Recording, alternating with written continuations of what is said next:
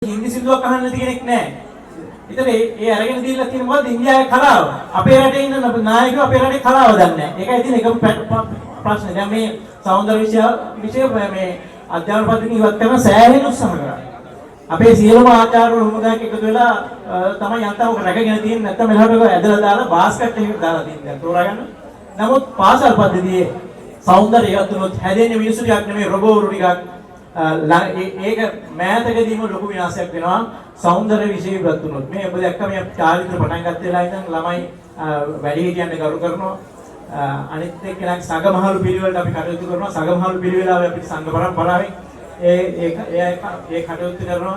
ඊළඟට ගුරුවරුන්ට ආචාර කරනවා. මෙතන අර වයෝවෘද්ධ ගුරුතුමා ගෙනල්ලා අපේ දුලිත් ආචාර්යතුමා පවත්වපු ඒ සංග්‍රහය ඒ ට්‍රීට්මන්ට් එක නැත්නම් ඒ කරපු කාර්ය අපේ ජාතික කාර්යයක් නැත්නම් අපේ තියෙන ආකල්ප වල තියෙන උච්ච තත්ත්වයේ පෙන්වන කාර්යයක්. ඉතින් මේ වගේ ගුණවගාවක් ඇති වෙන්නේ නැහැ මේ විෂය නැති වෙලා ගියොත්. ඉතින් මේ කටයුත්ත කරන්න දුලිප් ශාන්ත ගුරුතුමන්ට ශක්තියක් වෙච්ච සියලුම දෙමව්පියන්ට